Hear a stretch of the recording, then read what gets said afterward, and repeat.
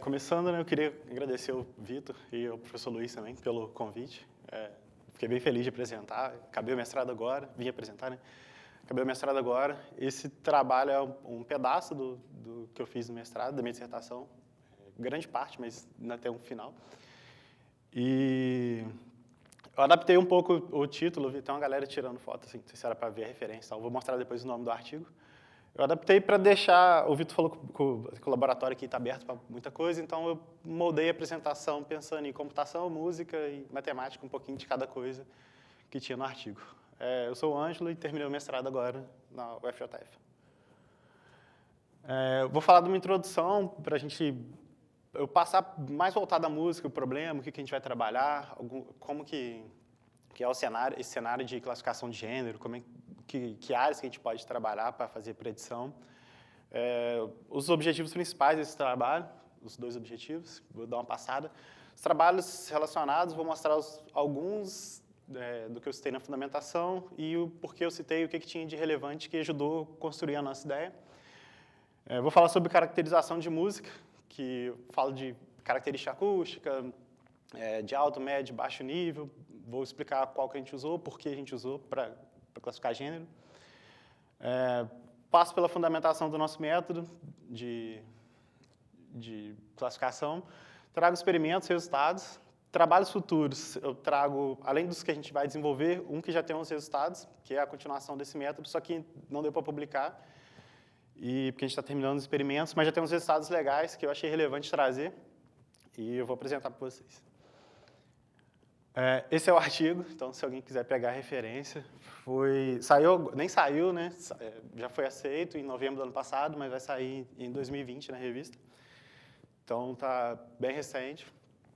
E ele foi a gente passou mais pelo modelo que a gente desenvolveu todo o classificador e toda a parte de processamento de sinal para trabalhar com as músicas usando música em MP3. Eu vou abordar grande parte dessa, mas aí que está o artigo. Começando pela introdução, então, não é de hoje que a gente tem interesse por música, né? Não só a gente que está aqui, né? Mas tem relatos de música cumprindo um papel muito importante, né? Desde o começo de construção de conceitos de sociedade, o homem primitivo. Era usado para caça, culto religioso, coisas religiosas, compõe muito a cultura de um lugar, o estilo musical que as pessoas escutam.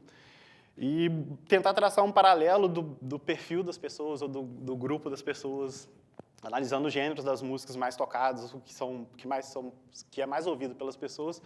É uma tarefa que parece um pouco complicada, mas a gente consegue traçar um paralelo com gêneros mais tocados no Brasil. Eu tracei pensando em grandes mídias, né, de 70 para cá, da década de 70 até hoje, atualmente. É um estudo bem superficial, mas a gente vê hoje, eu vindo para cá, inclusive, vim escutando rap, por acaso, no rádio do Uber, e a gente vê o cenário que o Brasil está hoje, com muita gente com acesso à rede social, expondo opinião e tudo mais, conteúdo que letra de rap já tem, e hoje está ganhando espaço que há pouco tempo não tinha, né? Em 90, 2000, o sertanejo que tocava representava a vida das pessoas que estavam vindo popular, o Sudeste, Rio, São Paulo, o pessoal do Sertão, do Nordeste. O rock, mais ou menos em 80, criticava mais o governo, era mais crítico, tinha mais letras que criticavam o consumismo, por exemplo, capitalismo, que atraía muito a galera.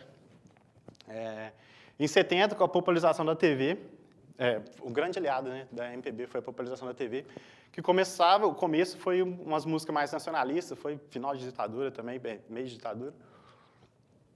Depois começaram a moldar as letras e o gênero, focando mais em características, estilos regionais do Brasil, então atraiu muita gente. O consumo de música é uma coisa também que mudou muito e precisa ser analisado, estudado, porque a gente saiu da época de rádio e CD. Rádio que a gente ouve ainda um pouco, mas bem menos. O que a emissora quer que a gente escute, e CD a gente comprava, muita gente comprava por causa de uma, duas músicas e acabava tendo que ouvir todo o resto. Hoje, já há algum tempo, né, a gente tem acesso à internet, e hoje dispositivos portáteis, celular, smartphone, começou com o MP3, né? Spotify todo mundo tem no celular. Então, a forma de consumir, agora você escuta o que você quer, consome o que você quer, e o perfil do consumo é muito diferente do que era antigamente, até nesse paralelo que eu citei. Agora, dificilmente daria para fazer, só que na sala tem muitos perfis diferentes. Isso graças às mídias de massa também, que foram deixados de lado, e cada um agora consome, tem o direito de escolha do que quer consumir.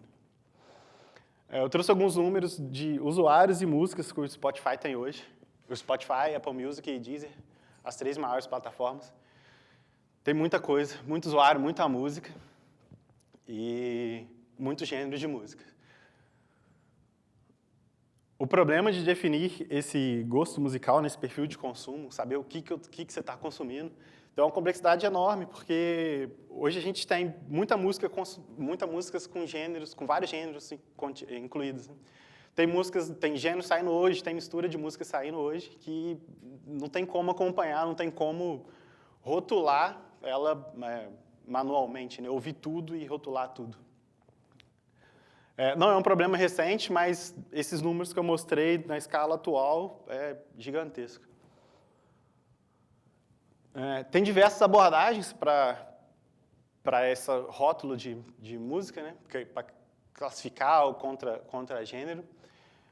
Geralmente não, tem algumas bases, né, com especialistas. Tem um Last FM, que eles têm especialista para ficar ouvindo música na rádio deles e falando se é rock, se não é, se é eletrônico, o que é. Mas em escala isso não vai funcionar nunca. É uma solução interessante, porque por ser especialista que está rotulando, a gente tem uma informação mais certa, né, mais correta. Só não tem escala. E, além de não ter escala, tem a subjetividade, porque 2 especialistas diferentes podem divergir em certa parte da música. A filtragem colaborativa, ou filtro colaborativo, é um dos mais famosos métodos para rotular a música desse jeito. Tem muitos sites de loja, marketplace, né, de filmes, de livros, que a ideia é pegar a opinião de muita gente e tirar uma média em cima dessas opiniões e isso vira o rótulo. Funciona, mas precisa de muita informação. E tem menos, é mais escalável do que eu botar um especialista para ouvir todas as músicas do mundo, só que a gente fica refém de informação. E é bem interessante porque aprender o perfil por aí, você pode basear nos meus comentários sobre uma lista de músicas, os comentários do Vitor sobre uma lista de músicas. Se tiver música em comum, a gente pode deduzir ou inferir que a gente tem um perfil parecido. Pensando em recomendação, esse método de filtragem colaborativa tem 2 problemas grandes, são problemas da estatística, bem conhecidos na estatística, que é o início frio, partida fria, cold start, e o cauda longa. A partida fria é porque, pensando em recomendação, para recomendar uma música para pessoa que tem perfil parecido comigo, eu teria que já ter comentado essa música antes, ela já teria que ter sido rotulada para eu conseguir recomendar, porque a partir do rótulo dela, eu inferi com qual perfil que ela aparece e, em seguida, recomendar. Só que se essa música nunca for comentada, ela nunca vai ser recomendada.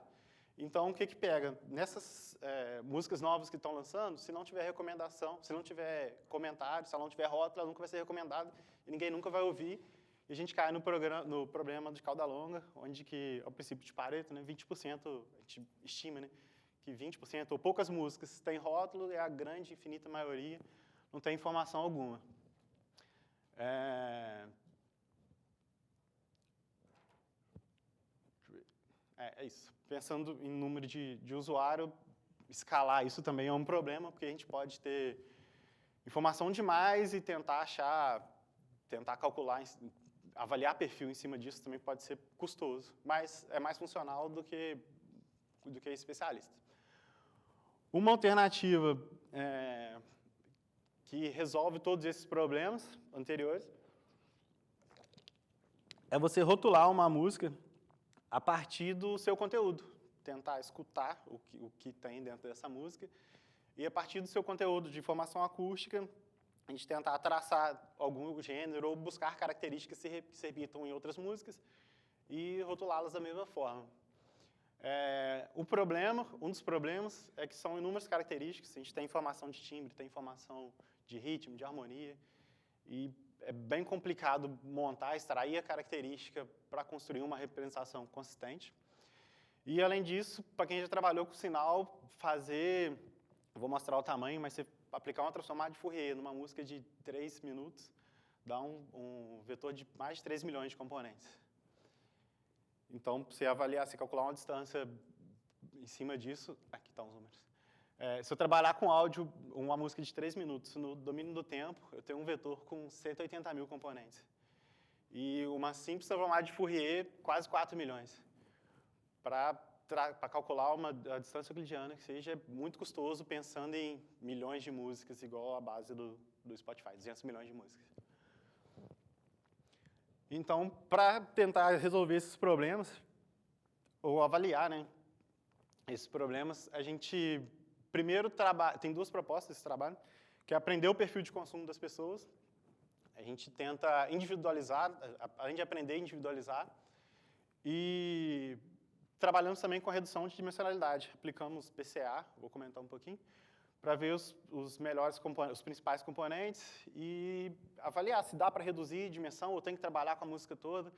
Porque tem uma galera, por exemplo, trabalhando com rede neural e joga a música toda lá, deep learning, e vê o que o modelo aprende, ou decora, e vê o que acontece. Então, a gente reduziu e avaliou para ver se perde muita informação, se não perde, o que acontece. Passando pelos trabalhos relacionados, esses problemas de classificação de gênero estão divididos, organizados assim, em 5 categorias. Baseado em conteúdo de áudio, que é tirar a informação do áudio mesmo, trabalhar com informação acústica.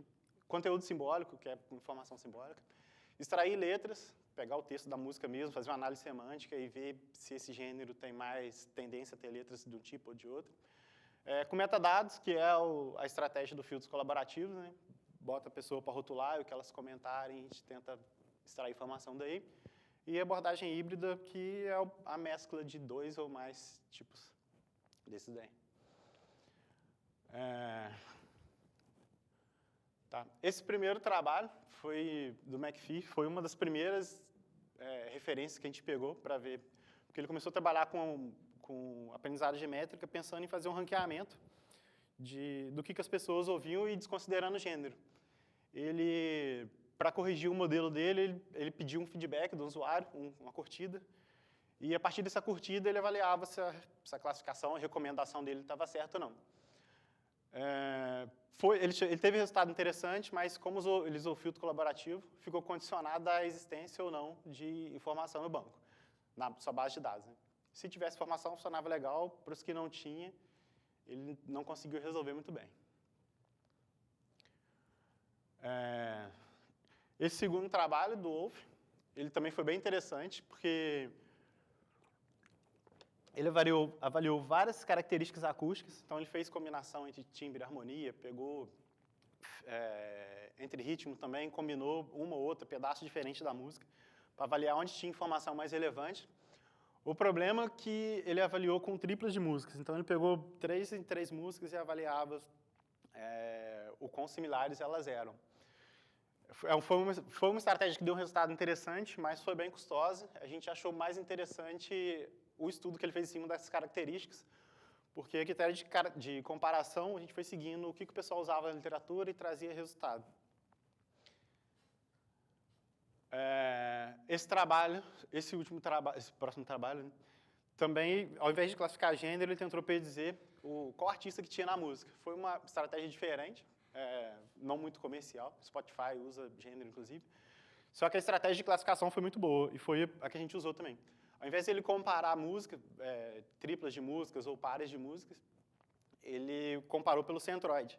Então, ele pegou o centroide de cada gênero e cada música comparava com o centroide que estava mais próximo. Já é um método bem conhecido, mas é o menos custoso que a gente achou mais interessante também. O nosso trabalho tem uma ideia parecida para essa comparação de triplas de músicas, que é com o trabalho do Hawkins, que ele tem uma formulação bem semelhante ao SVM, que é o Support Vector Machine, que a gente formulou também, o conceito de W é o mesmo, de vetor perpendicular e hiperplano. E, para comparar as músicas, pensando em 3 músicas, ele julga se A e B são semelhantes, são próximas, elas são semelhantes, e a amostra C, estando mais isolada, ela é diferente, não pode inferir que elas são diferentes de A, mas ela não é do mesmo grupo de A e B. Essa solução dele também escala em ordem cúbica, é bem custosa, mas pela formulação a gente achou bem interessante por estar usando o SVM também.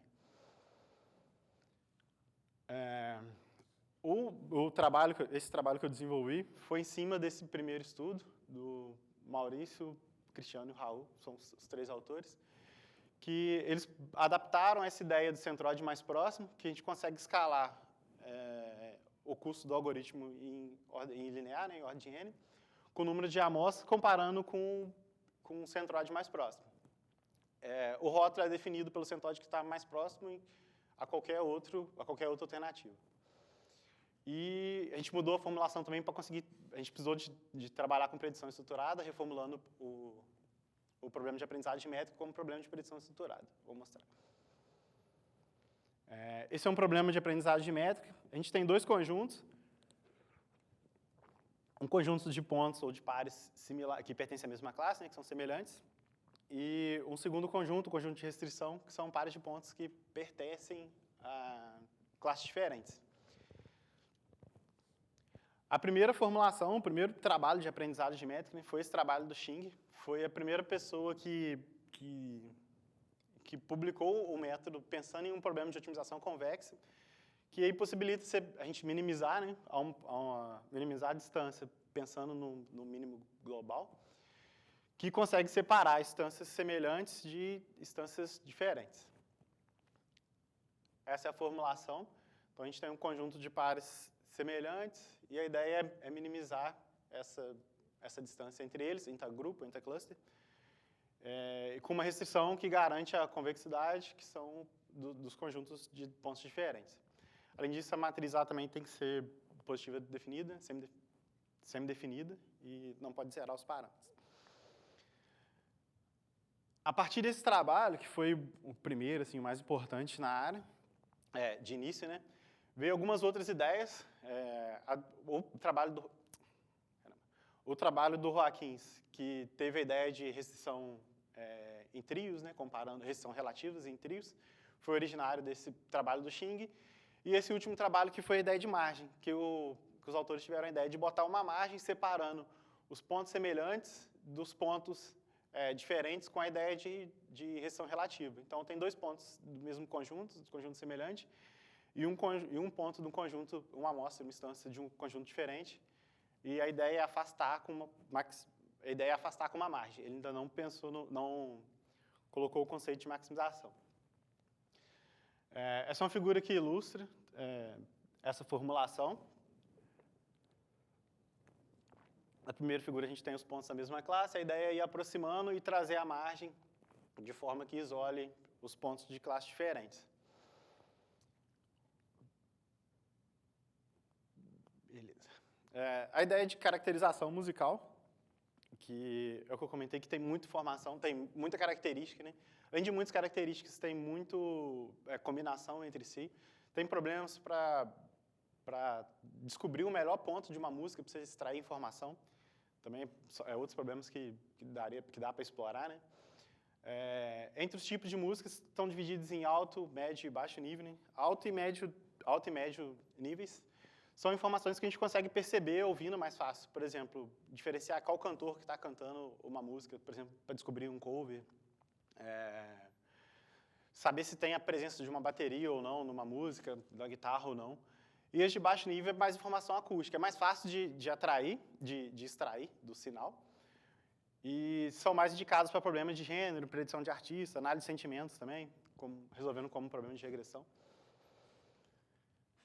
Então, a gente trabalhou com os de baixo nível para evitar subjetividade e seguindo também o que o pessoal já estava adotando na literatura. Dentre as características de baixo nível, tem a de timbre, ritmo e harmonia, dentre as delas, né, são as principais. As de timbre são mais indicadas para problemas de classificação de gênero, como era o nosso objetivo de trabalho, a gente acabou adotando uma característica de timbre. Tem de ritmo para classificação de sentimentos, harmonia também para recuperação de música. A ideia da classificação de gênero, nesse nosso trabalho, a gente avaliou o modelo de forma supervisionada. A gente usou informação do rótulo, que a gente já sabia. Mas, num estudo futuro, a gente quer tirar essa informação de gênero e pegar a ideia do McPhee, que é usar feedback do usuário. Então, ele vai falar para a gente se ele curtiu ou não, se a recomendação está certa ou não. A recomendação tem, um dos processos é a classificação, mas a gente quer construir um modelo de classificação em cima de recomendação. Essa foi a característica que a gente trabalhou, são os coeficientes mel-septrais. O mel vem de uma escala chamada mel, de melodia. É uma escala logarítmica só para dar ênfase no som, de forma que, ouvindo, a gente consiga diferenciar melhor a amplitude dentro do sinal, dentro do som, inclusive. Então, tem algumas etapas, dentro das etapas tem a transformada de Fourier, que dá um vetor enorme. A gente tira a informação do espectro, faz a transformada do cosseno. Essa etapa a gente faz o reescalamento passando pela escala mel e a quantização vetorial, que é tipo a ideia de cluster, porque a gente trabalhou com 13 coeficientes e essa ideia de quantização a gente tirava meio que um centroide entre esse cluster. Não é muito um centroide, mas a gente achava qual desses 13 vetores se apresentaria melhor nessa música. Para não correr o risco de trabalhar, para não trabalhar com um vetor enorme, daqueles quase 4 milhões lá que a transformada de Fourier me dá com uma música de 3 minutos, a gente trabalhou com 30 segundos de músicas, extraídos depois de um shift. A gente deu um shift de 15 segundos, dos 15 iniciais, pegamos os próximos 30 consecutivos. A gente pegou uma tese para referenciar, o cara fez um estudo tentando traçar partes do som que continham informação mais relativa, mais importante, quer dizer, para rotular como gênero. Então, ele chegou à conclusão que esses primeiros 30 segundos, depois de uma janela, tinha informação mais relevante, mas foi um estudo muito empírico. A gente vê que tem campo e tem mais problemas para tentar achar esse trecho de música mais significativo dentro da música. Mas a gente não explorou muito, não era muito foco. Então, a gente cortou os 30 segundos depois do shift mesmo. Mesmo assim, com esses 30 segundos, eu tinha um vetor de 1036 posições, que era ainda custoso pensando em escala. A gente fez testes com bases de 500 e 1000 músicas, então não ia escalar em bases maiores. A gente resolveu fazer a análise de componentes, pensando em avaliar a variância, ver num conjunto de 1000 músicas, quais componentes tinham variância mais significativa, variavam mais. E foi essa a ideia. A gente trabalhou com os 2 datasets. O primeiro foi construído pela gente, eu vou falar depois da estrutura. Esse segundo já é conhecido na literatura. A gente pode ver que assim, os 10 primeiros componentes já concentram praticamente 90% da variância. A gente trabalhou com 5 primeiros, porque esses 4 primeiros a gente quer fazer um outro estudo tentando achar os 3 primeiros, né?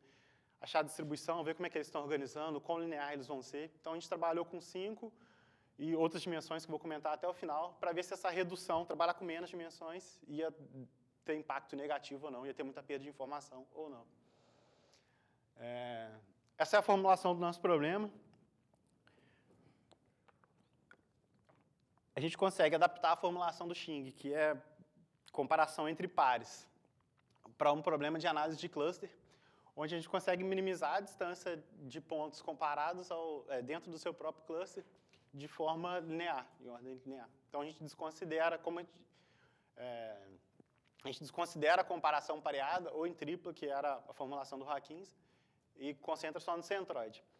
Tem apenas uma regra, isso intercluster, dentro do mesmo grupo. Tem apenas uma regra que o centroide já tem que ser conhecido previamente. E tem que ser a média de todos os pontos. Como a gente trabalhou essa primeira abordagem, era um método offline, a gente já conhecia todos os dados, não foi problema, não foi nenhum empecilho a gente já ter o centroide antes. Para uma evolução do trabalho, que é o método online, que eu vou apresentar no final, que é a parte de resultados que não foi publicado, a gente teve alguns problemas, eu vou apresentar como que a gente contornou, mas para essa formulação online, a gente não teve problema em fazer a média, calcular o centroide como a média de todos os pontos. Além disso, a métrica que a gente precisa aprender e é o que vai representar o perfil de consumo do usuário, né? A gente considera aquela matriz A como uma matriz diagonal que corresponde a aprender um vetor de parâmetros. Então, a gente usa esse W, ele não pode ser negativo, né? Tem que ser maior que zero, maior ou igual a zero, e a gente usa esse W para ponderar, para trabalhar com a distância, com a diferença entre uma amostra e o seu centroide, entre uma música e o centroide do seu cluster.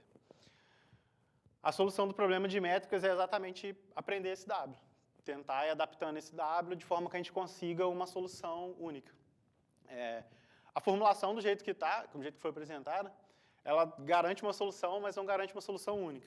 Então, a gente teve a ideia de colocar uma margem e maximizar essa margem até para solucionar o problema e garantindo que a margem máxima vai ser a solução única para o W.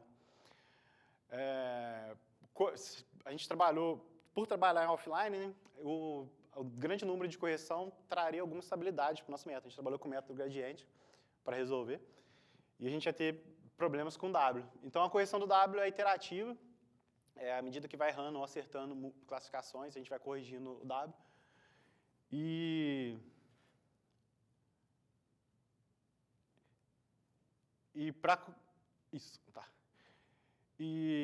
para rotular, a gente tem a regra que a distância, a gente busca pelo centroide mais próximo. E se o centroide for diferente do centroide do especialista, do gênero que a gente já conhece, a gente faz a correção. O problema de maximização de margem, para garantir que a gente está trabalhando com a margem máxima, né? Quando a gente resolve o problema, a gente pega a distância, a margem mínima entre as classes e vai dobrando até que estoure algum critério de parada. Quando ocorre a interrupção, a gente vem voltando fazendo uma busca binária, uma pesquisa binária, até achar a margem máxima e garantir que essa é a maior margem de solução. Os dois conjuntos de dados que a gente trabalhou, a gente queria, além de validar a quantidade de dimensão, validar isso em cenários diferentes. Então, a gente trabalhou com essa base GTZAM, que já é conhecida na literatura, que tem 1000 músicas e 10 gêneros. Elas estão de forma balanceadas, 100 músicas por gênero. E a gente construiu uma outra artificial com 500 músicas e 200 músicas por gênero. A gente queria aumentar e diminuir o número de músicas entre classes, entre gêneros, para ver se tinha diferença nesse cenário. E, além da quantidade de música, a gente trabalhou também com tempos diferentes. A gente seguiu a ideia do 30 segundos, que foi proposta, mas a gente achou relevante avaliar 15 segundos também. Então, essa base Music que a gente construiu, a gente tem números diferentes de amostras, a gente foi aumentando ela, né? 250, 500 e 1000 amostras, tempo diferente, e a quantidade de dimensão foi o que a gente avaliou com o PCA, com análise de componentes. Então, a gente dividiu em vários pedaços e queria ver se, à medida que fosse diminuindo ou aumentando as dimensões, o que isso impactaria na acurácia do modelo. O primeiro experimento que a gente fez, né, foi numa fase de treinamento, que foi rodando o K-means, com distância euclidiana normal e com aprendizado de métrica. Primeiro, a gente rodou só para baixo de 250 músicas. A gente pode ver que esse é o resultado de erro. Foram 20 execuções e eu reporto a média e o desvio padrão. A gente vê que a acurácia do K-means com distância euclidiana e com aprendizado de métrica é bem diferente, dá para ver o aprendizado de métrica. Na de 500 também é a mesma coisa. A ideia não é muito comparar os dois modelos nessa tarefa, é só mostrar a relevância mesmo do aprendizado de métrica. Durante os testes, a gente trabalhou também com 20 execuções, eu reporto a média das 20 execuções, e a gente comparou com o SVM, que a ideia do W é a mesma, é bem semelhante, né? Então, a gente achou uma comparação justa. A gente poderia ter pensado também num classificador com a ideia de centroide mais próximo, mas usando o SVM linear com kernel polinomial e gaussiano, são os resultados que a gente vai apresentar. Os testes foram 20 vezes cada música e 50-50, 50% para teste, 50% para treinamento. O valor percentual de acurácia, a gente teve maior que o SVM para essa baixa de 250 músicas, mas a gente está mais interessado no validar que o processo de métrica funciona do que comparar modelos, porque a gente claramente não é uma comparação tão justa, tão direta entre classificadores. A ideia é validar cenários diferentes e ver se o nosso classificador se comporta de forma constante e com um bom desempenho. Para 500 músicas, a gente continua mantendo um bom percentual de acurácia, um bom valor de acurácia, mas o mais interessante é o desvio padrão baixo, que o SVM variou bastante. Tem resultados comparáveis com a gente, compatíveis, né? Mas o desvio padrão é muito maior, que mostra uma inconsistência.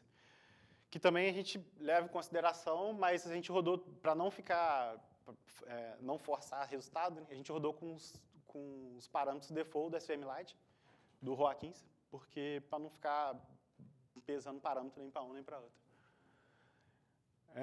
Para 1000 músicas e 15 segundos, o nosso método continua estável, e aqui a gente já tem trabalhando com a menor dimensão possível no PCA. A gente piora um pouco o nosso resultado em relação aos outros com dimensões maiores, mas a gente consegue resolver o problema. O linear que antes estava resolvendo, o SVM que era linear que antes estava resolvendo, agora já não resolve mais. Com 30 segundos, 1000 músicas e 30 segundos, também é o mesmo esquema. A gente mantém praticamente o mesmo resultado, com desvio padrão aumentando um pouquinho, mas praticamente constante. E o gaussiano não resolve mais o problema, o polinomial já começa a apresentar problema em pequenas dimensões, o linear já não resolve com aumento de música, já começa a não resolver. O problema tem uma característica altamente linear, então o linear e o nosso modelo tem um pouco de vantagem, tem vantagem, né? Tem um pouco não. Por isso que a gente não testou com 2 e 3 dimensões, porque a gente quer ver como é que esses dados são distribuídos ainda, antes de testar com outras abordagens, para tentar não favorecer ou prejudicar uma ou outra. Para a base, para o GTexam, eu baixei todas as músicas e aí fiz a extração em cima dos 15 segundos. A acurácia diminui, mas é um problema de 10 classes, então é esperável realmente diminuir. Mas a gente mantém o resultado, mantém um resultado constante, né, semelhante. Os outros, o SVM já para baixas dimensões ele não consegue resolver. Para 30 segundos também repete o mesmo comportamento. Para pequenas dimensões ele já não consegue resolver o problema. Linear não tem nem por que usar, polinomial também não. Esses testes permitiram para a gente garantir mesmo, afirmar a consistência do método e estender a outros datasets. Né? Trouxe uma matriz de confusão só para ilustrar o que a gente estava errando mais. Essa foi a base que a gente construiu, com 200 músicas e esses gêneros. Rock eletrônico confundiu bastante, com jazz também, um pouco, né? Mas como a gente foi artificial, foi interessante também trazer do GTexam, que já é uma base que já é bem usada. E o maior percentual de erro que a gente teve foi rock e metal, considerando que metal é um subgênero do rock, então o resultado coerente, já era o que a gente estava esperando que errasse dentro dos subgêneros mesmo. Durante o processo de publicação do artigo, né, de escrita do artigo, de revisão, os revisores pediram para a gente posicionar a nossa abordagem dentro da literatura, porque a gente estava comparando com o SVM, em cenário nosso. Então, o valor em percentual não estava tão atraente. E a maioria dos estudos comparavam com o Tenfold, fazendo uma validação cruzada, treinando 90% e testando 10% do conjunto. Treinando mais, a gente já estava muito confiante que a gente ia acertar mais e não deu outra. Mas também volto a dizer que não é uma comparação justa, a gente está comparando só para posicionar o nosso trabalho na literatura, estado da arte. Mas em relação à classificação de gênero, a gente está batendo nos principais que usam a mesma característica que a gente priorizou e o mesmo dataset. O diferencial do nosso esse trabalho é a aprendizagem métrica. Foi a aprendizagem de métrica mesmo. Essa é a matriz de confusão para o estudo, para o teste usando o Tenfold. Não erra quase nada, não tem quase nada de falso positivo. O rock continua com o metal errando mais, mas os outros ficam 3%. A taxa de erro é muito baixa. Como os trabalhos futuros, né? Porque essa foi só uma parte e a gente comprovou a eficiência do aprendizado de métrica, mas com o modelo pronto, a gente tem campo para avaliar mais características. Então, eu estava até comentando com o Vitor, tem espaço para a gente fazer um estudo de seleção de características ou um estudo de aprendizado de representação, tentar buscar formas de representar músicas dentro do mesmo gênero, ver o que ela tem de estrutura, talvez as séries temporais, a gente não sabe ainda, não decidiu o que usar. Mas tentar fugir de características já conceituadas como harmonia, ritmo, timbre, o que for, e buscar por aprender uma característica nova. Aí depois, visando mais a aplicação, né, a gente pode pensar em construção de playlists, usando um KNN, K-vizinhança parametrizado também. A gente bota uma aprendizagem de métrica dele, tende a ter resultados superiores, resultados melhores que o KNN normal. E o último trabalho, que é o que eu já estou fazendo, a gente já tem alguns resultados que eu vou mostrar, é usar esse mesmo modelo simulando um aplicativo stream, simulando o comportamento do Spotify, com músicas sendo mostradas, músicas desconhecidas sendo mostradas. A primeira questão é que o W, como o W no modelo offline é corrigido de forma interativa, no online também tem a mesma correção. O único problema, que é o que a gente teve, que eu vou falar agora, é da correção do centroide. Como no modelo offline a gente conhece todos os dados, calcular o centroide é fácil. No modelo online, para ser julgado, definido como online, né, conceituado como online, a gente tem que partir de nenhuma informação, tudo novo. A primeira música é o primeiro centroide. E a gente teve uns problemas com isso, porque se a primeira música, a gente rodando aleatoriamente, estivesse longe do ponto médio ou do centroide do online, o método não convergia, demorava muito para convergir. Então a gente está tentando trabalhar nesses critérios de convergência, de correção melhor, para ver se corrige mais fácil. Mas, a título de experimentos, né, para validar se funciona ou não, a gente decidiu trabalhar com 5% do conjunto, de cada conjunto, para a gente testar, conhecer antes, fazer uma média entre 5 dados, 5 músicas, e ir corrigindo o modelo depois, de forma interativa. Então, a gente começou com um centroide média de 5% do conjunto, depois a gente faz uma correção já de forma interativa, seguindo um algoritmo LVQ, bem parecido com o K-means online também, que se não ocorrer um erro, se houve um acerto na predição do gênero, eu aproximo o centroide da amostra e se ocorrer um erro, eu afasto. A margem é o mesmo esquema, só que ao invés de ir dobrando e fazer a busca binária, eu vou aumentando ela constantemente se não tiver erro, e se tiver erro eu diminuo um pouquinho. E assim eu faço a maximização. A avaliação dessa versão online, a gente comparou com a gente mesmo, com a versão offline, quer dizer. A gente tinha uma versão ótima, a gente pegou o W ótimo, o vetor de métricas ótimo, o centroide ótimo, o centroide de cada conjunto, e viu se a versão online estava convergindo para a versão offline. E também fiz uma avaliação de erro nas últimas músicas, para ver se o erro ia diminuindo, e também ia convergindo para o erro ótimo que eu mostrei nas tabelas. Deixa eu ver se é isso. Tá. Para fazer a avaliação, eu usei também esses mesmos conjuntos, só que para simular um aplicativo de stream, eu deixei repetir. Então, eu botei 5.000 repetições e as músicas aleatórias. Então, tem conjunto que tem mais músicas, tem conjuntos que tem menos músicas. Aí desbalanceou e deixou online, porque o consumo tende a ser assim, né? Então, esses primeiros gráficos são do dataset Music que a gente construiu, com 5 gêneros, e eu apresento o regret do centroide online para o centroide ótimo, a diferença do centroide online para o centroide ótimo. Tem uns que estão mais próximos, como esse de eletrônica, mas eu fiz esse teste várias vezes, e os resultados ficam condicionados ao centroide inicial. Então, se aqueles 5 primeiros pontos que a gente usou para harmonizar o centroide inicial foram centroides perto do médio, ou dá um resultado perto do centroide médio, o método converge rápido. Se estiver distante, demora um pouco para convergir. Mas a gente já viu que está convergindo, precisa melhorar o critério de correção inicial, para trabalhar mesmo com online. Para a base de ETSAN também, tem convergências boas, bem próximo do centroide ótimo, mas também nessa mesma condição do inicial estar perto da média. Aqui de outros gêneros, tem uns que estão praticamente em cima, varia muito pouco.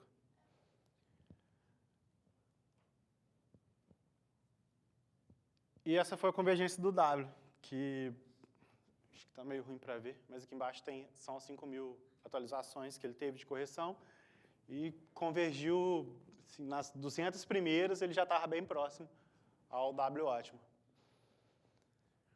Por último, tem a taxa de erro, que a gente fez um erro médio das últimas 50 iterações, então a gente queria ver se a média do erro ia diminuindo até chegar no ótimo. Tende a se aproximar do erro ótimo da versão offline. E é isso. Os últimos slides são as referências que eu usei. Depois eu posso passar, se alguém quiser. E é isso.